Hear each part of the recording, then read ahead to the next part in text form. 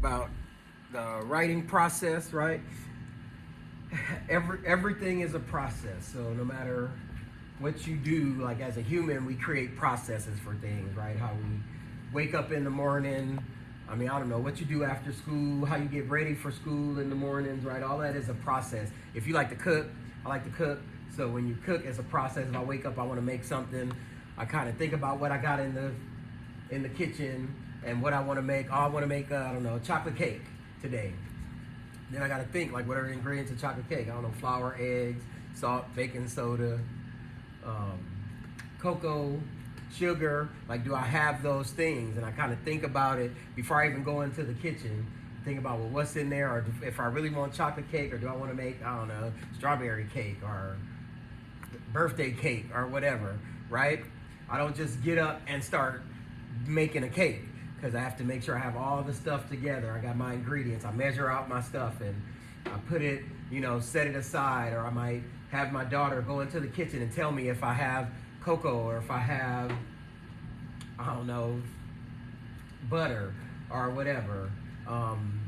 Is everything clean? Is the kitchen clean, right? So it becomes a process. So that's how everything is. Everything that you do is a process, and that's how writing is a process too. You really can't just sit down and write because then your brain is going to fight you. So at any given time, your brain is doing like 7 to 14 things, right? You're thinking about, I don't know, what you're going to eat for lunch, what your friend said yesterday, what you're going to post on social media, what your parents are going to say when you get home, you didn't clean your room, right? At any given time. So your brain is doing all of that. So when you try to force it to do something, that's why people get writer's block, because you just want to sit down and write something.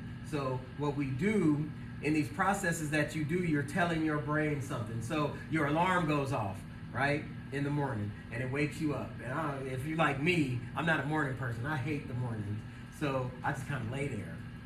Right? I don't just get up out the bed because, FML, I gotta get up and drive to Taft Union this morning. Oh my God, I can go to sleep on time, right? So for me, my process starts with the alarm goes off. I try not to use the snooze button because the snooze button is the devil.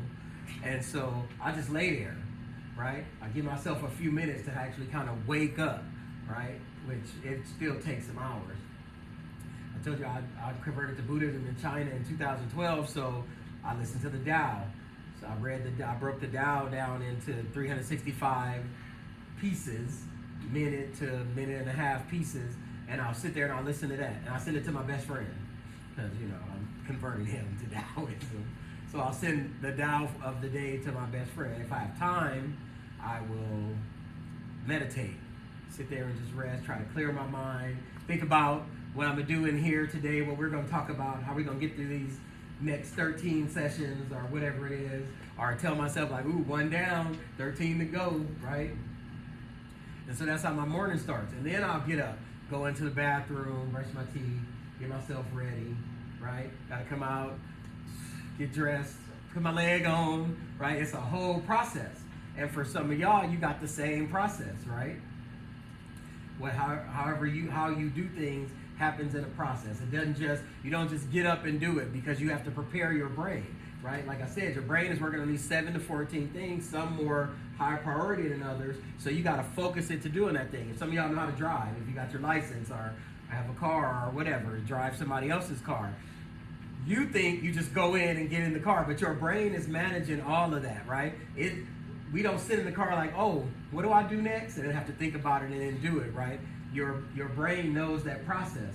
So it knows walking up to the car, unlock the car, turn the key, fix the mirrors or whatever, right? So your brain does that process. And the reason why many of you hate writing, you hate English, you hate doing anything, because you don't actually prepare your brain to do that stuff, right? Like me, I used to hate reading, because reading, I don't know, I guess I was just hyperactive. So reading, you got to stop and sit and read. I just think that was the most boring shit ever, right? Who likes to do this? Who just picks up a book and decides I'm going to spend the next however long reading 300 pages? But as I got older, I realized, right, because I wasn't preparing my brain to do it. I wasn't telling my brain, like, okay, at 9 o'clock, I need to sit down and read this book. All right, brain, come on. We're gonna sit down and we're going to knock out 30 pages, 20 pages, 100 pages, whatever it is. and just get it done, right? You're trying to do that stuff while you're still thinking about like what you're gonna wear tomorrow and how your hair looks and all of the stuff that your brain is working on that it thinks is important to you. So I'm going to show you a process for writing that you need to adopt. And anytime you sit down to write for your teachers, for sure, right? That's the highest priority writing that you're going to do is writing for your teachers. But also, sometimes if I'm texting somebody some important information, I use the process too, just so I make sure that I'm saying what I need to say, or it's clear what I need to say, or if I'm arguing in an argument, right? Because when you're arguing with somebody, you're not really listening to what they're saying usually. You are just responding whatever your point of view is. So they say some shit, blah, blah, blah, blah, blah, blah, blah. And you're already ready to say something back to them. And you might hear like 3 or 4 words that trigger something to say back to them. But if you had a process, if you prepared for these types of arguments, thought about how you felt about the thing before it became an argument, talked about the stuff before you're upset or emotional, right? Think of how that goes. Because imagine any of you that have had an argument or an actual physical fight with somebody, don't you always go back and go, I should have said this, or I should have done this, or I should have, right? It always happens. You're never really satisfied with how it comes out because your brain is still wired like a cave person, right? Your brain is still wired for fight or flight. So when you get scared, when you get upset, when you get nervous, when you get anxious, you're not even using your brain anymore, right? Because you think about a cave person out in the wilderness, right? Back in the day, there's saber-toothed tigers and shit. So, you didn't have time to really think like, I'm going to run from this tiger and climb the tree, right? You would just react. You would either fight for your life or take off running. And so your brain is still wired like that. You're still wired like cave people thousands of years ago, where as soon as you get upset, your brain thinks, oh my God, saber-tooth tiger, I'm gonna die, right? That's why we see people that take stuff so seriously in their life, and they, can't seem to get past certain issues or problems because you're not even using your brain anymore. You're using your brain stem. Your brain stem takes over because it's preparing for trauma, right? If I'm about to have a fight, my brain don't want to be engaged because it might get knocked around, right? I might get bopped up. So it's going to shut off so that it can reserve the blood and all of that so I don't get like traumatic brain injury or get knocked out or whatever. I mean, it still happens, right? But your brain tries to protect you. It drains the blood out of it and lets you use your brain stem, so you're just using your basic skills. So, I say all that to say, anytime that you have something to do, you're going to turn something in, you're going to write somebody something, you need to have an important conversation, you need to prepare for that. You need to have a process where you do things, right? And so one of the things that you're supposed to learn in English 11 is how to do research, right?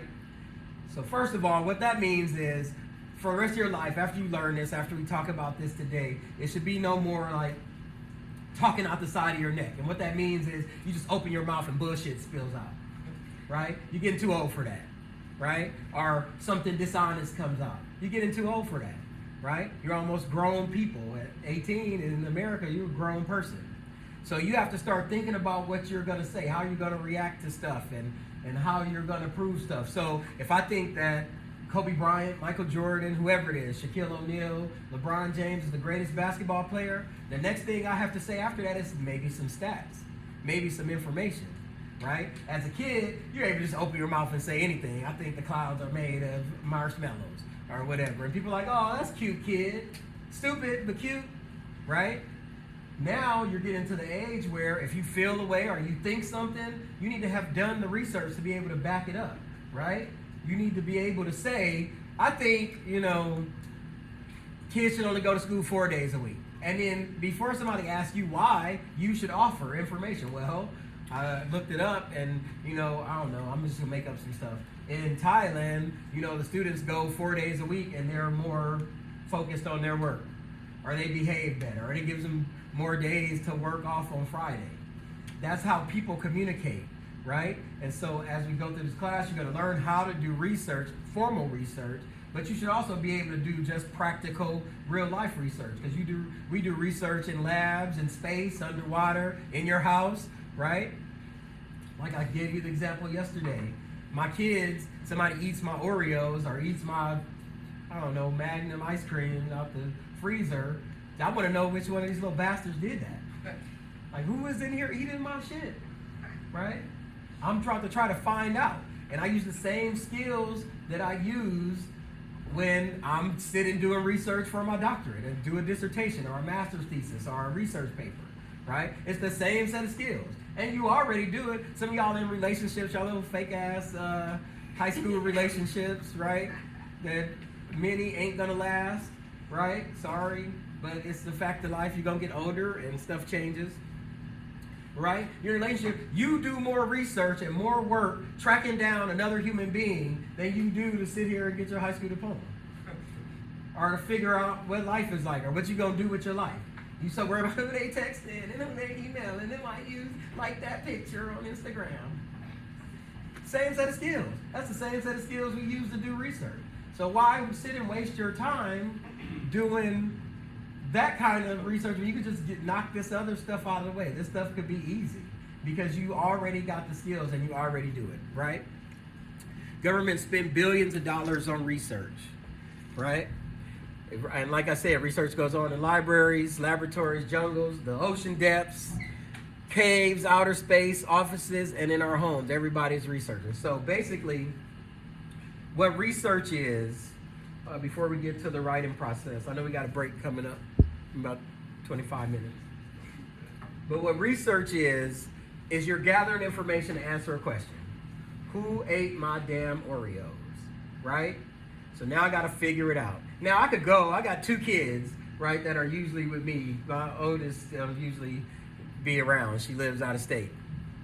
I got 2 kids that live with me. So I could go and be like, open your mouth.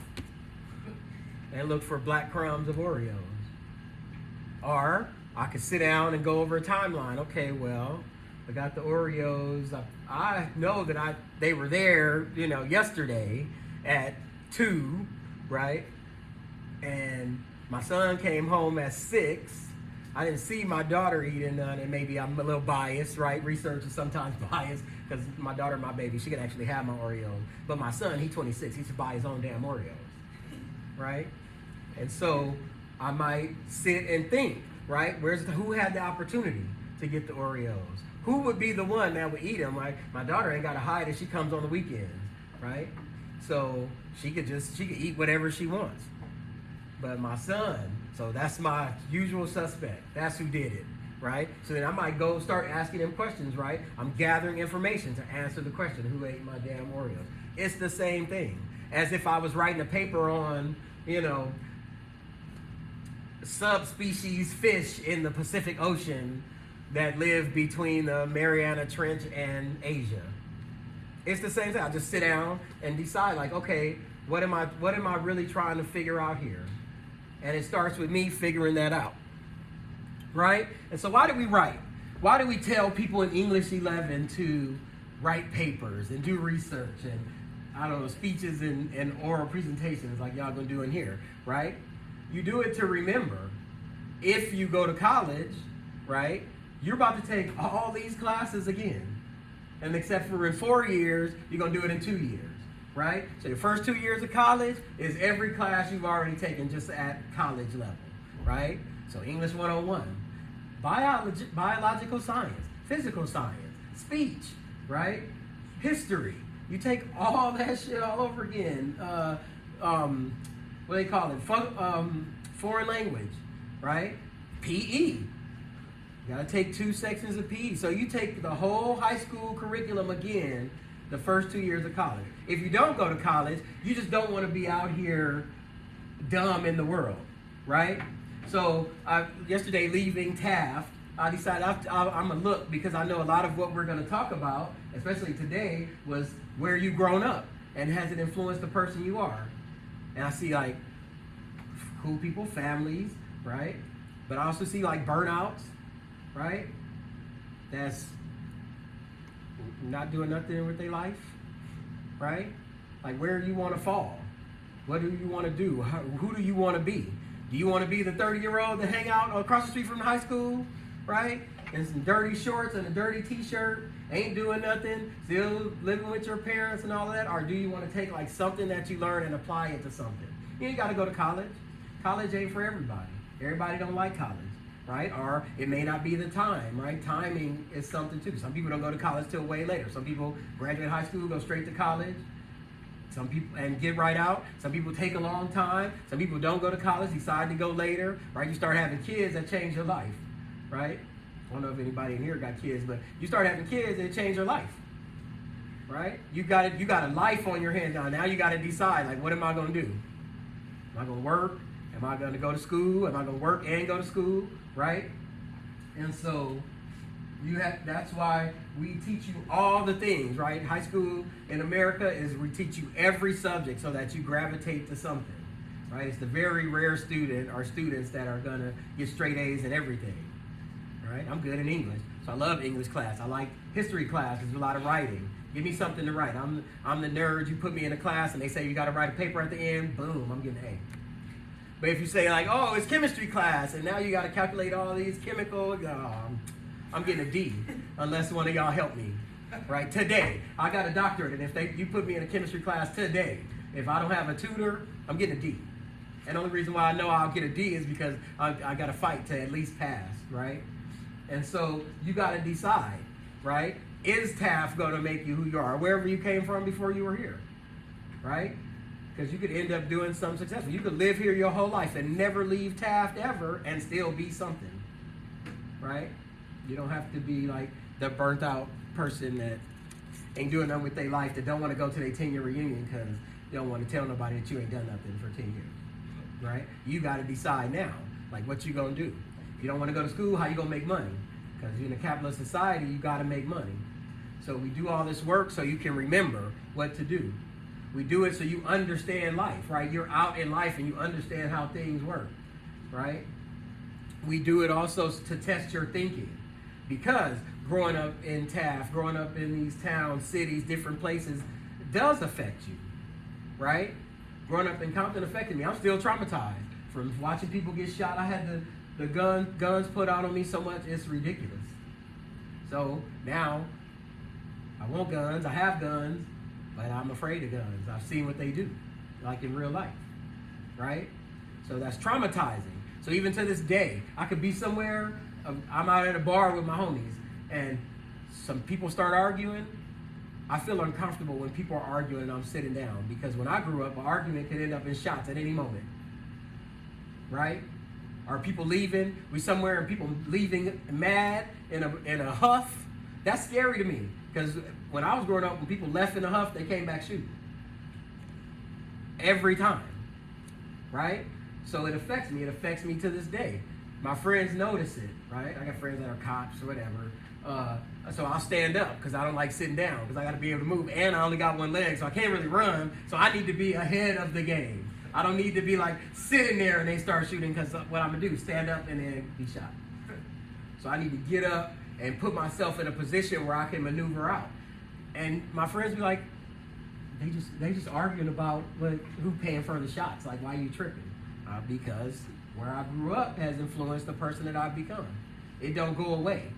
The trauma that you go through, things that you've seen, things that you've been through, that stuff doesn't go away.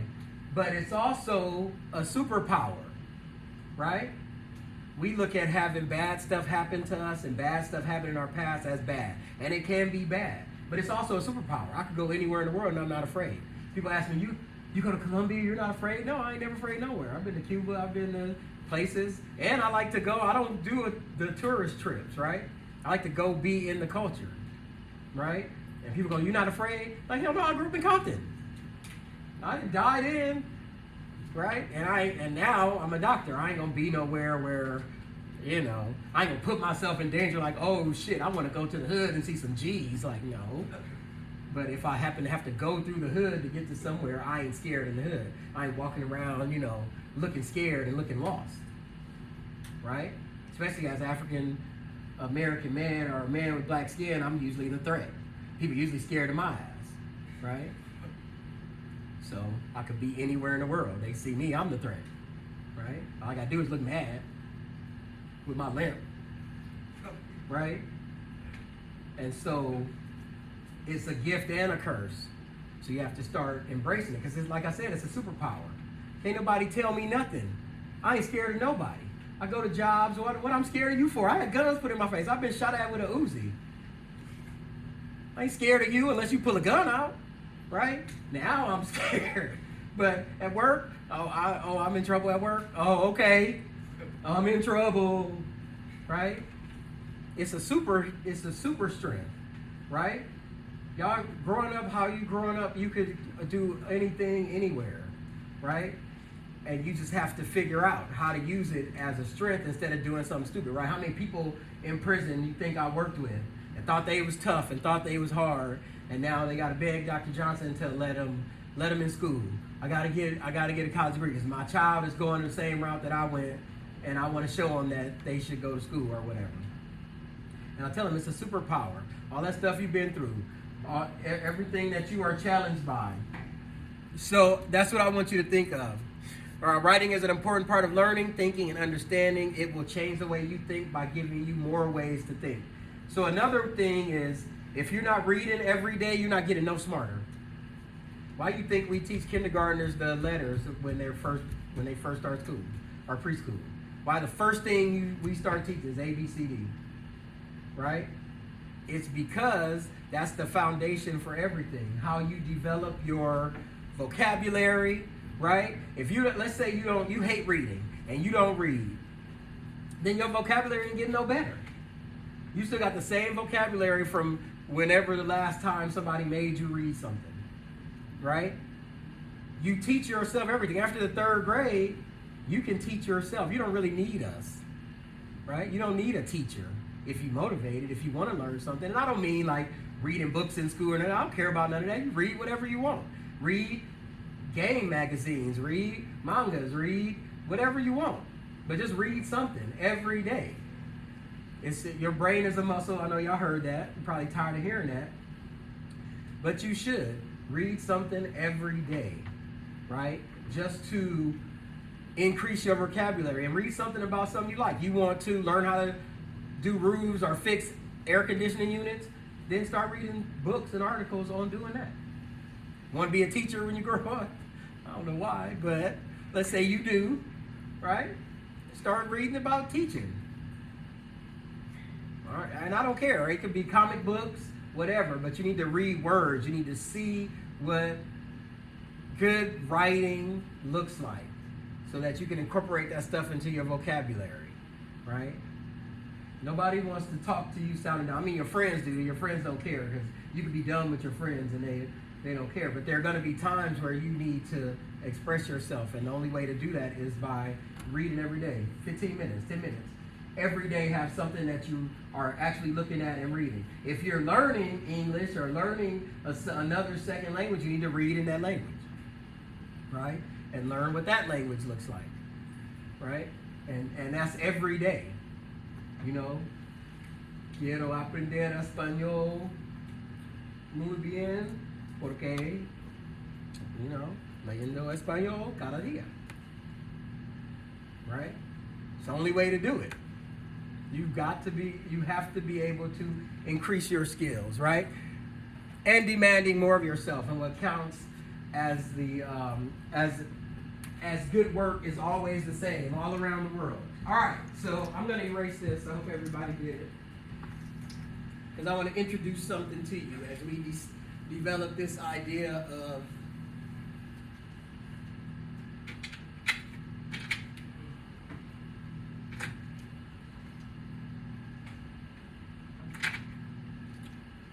the writing process. All right. So before you even write, you need to think about like who you are. I know that's cliche, right? But when you write, people that read your writing, whether that's a post on social media, email, a text message, a paper for class, a letter to a friend, right? Or whatever. I don't know. Nobody writes letters no more. But whatever you sit down to write, the person reading your writing should hear your voice, right? It should be like you are talking to them. And it don't have to be all these flowery words, and that it don't necessarily have to be a large vocabulary. but you sit down to write and it needs to sound like you. So before you write anything, you have to think of this idea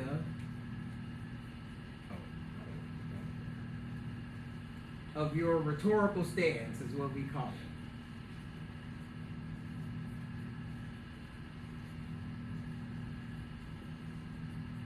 In English 11, you have to learn about rhetoric. And sometimes we think of rhetoric as like stuff that doesn't matter.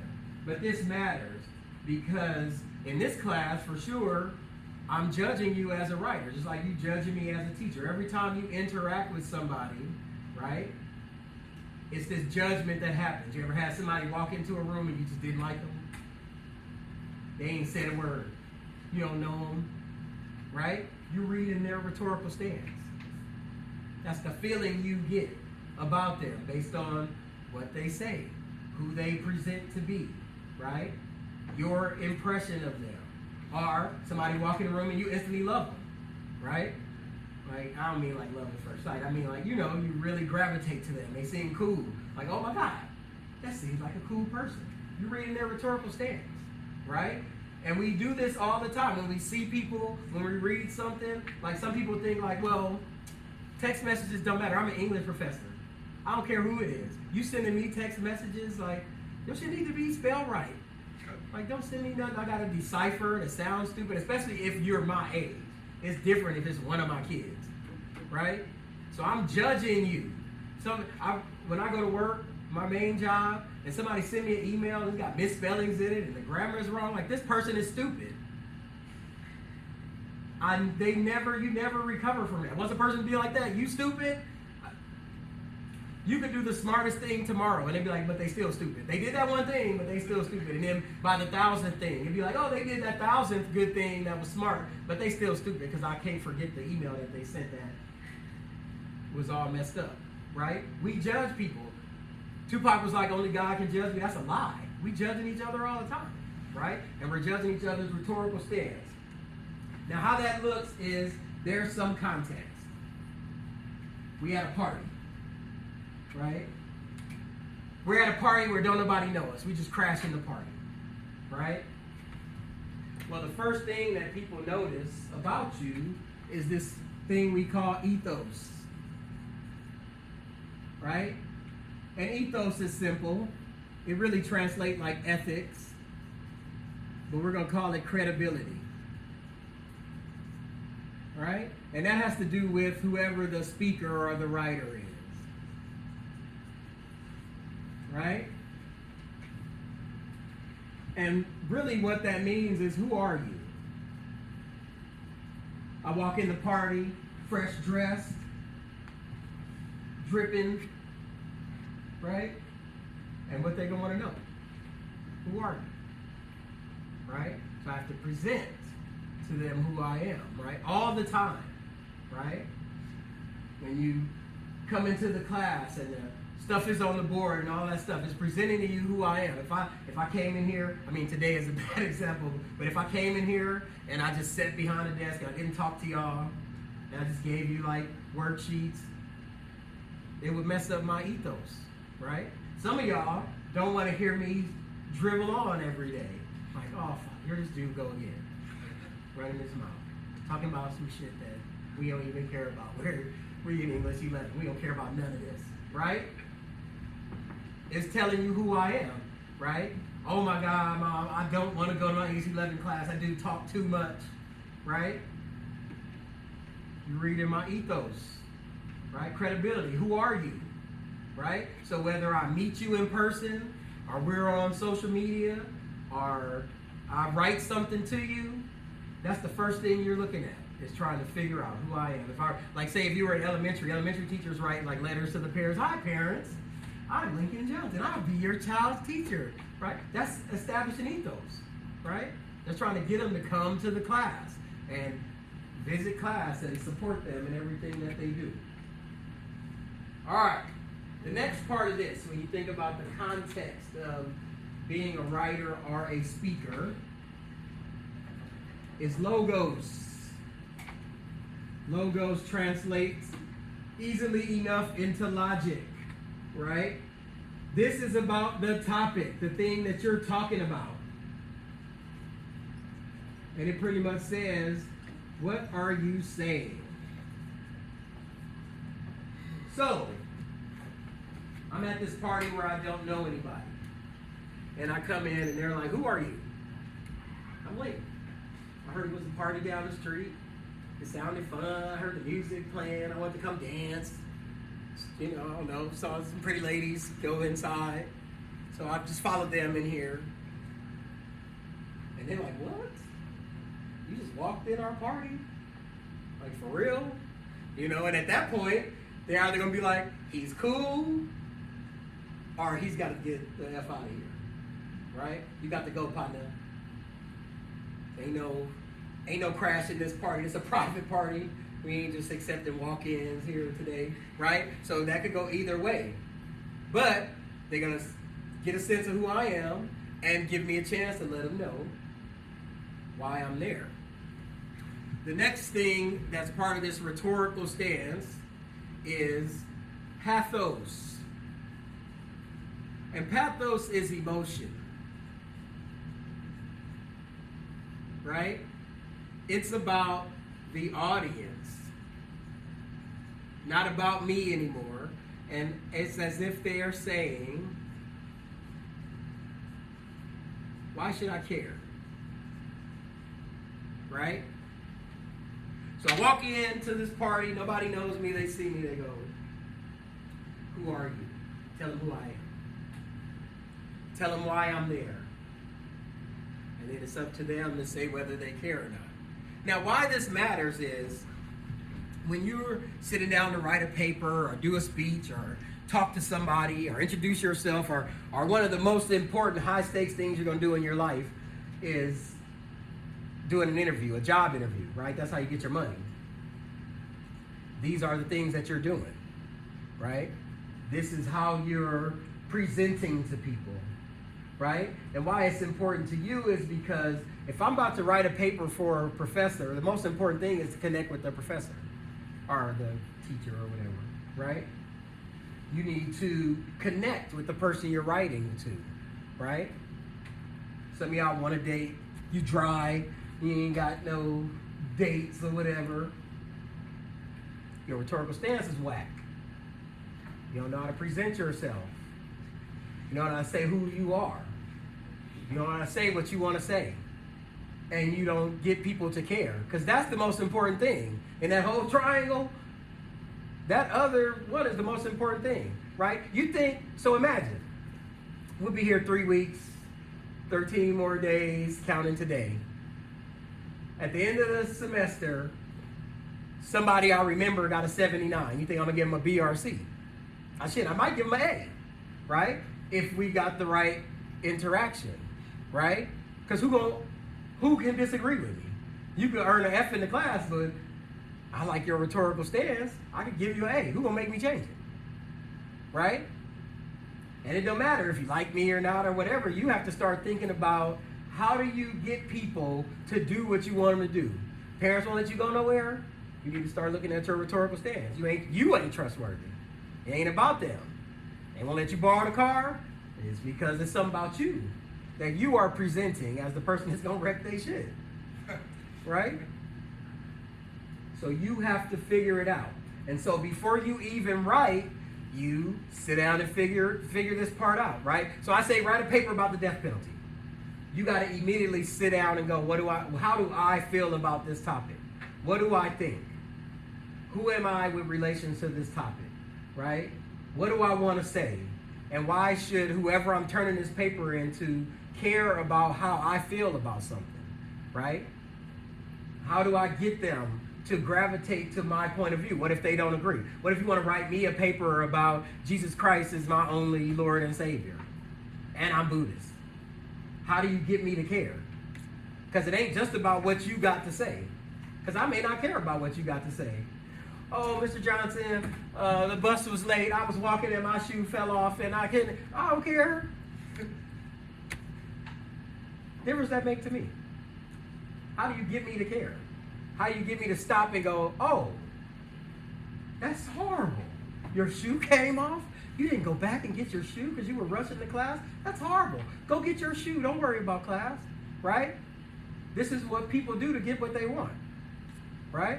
I don't do job interviews no more. I go talk to the person that's going to hire the person that need the job, right? I get jobs before I do an application. I have the job and then somebody say do the application. Because I go talk to the person and let them know who I am and what I'm saying and why they should care. Why I'm better than everybody else. Of course, I could do that in an interview.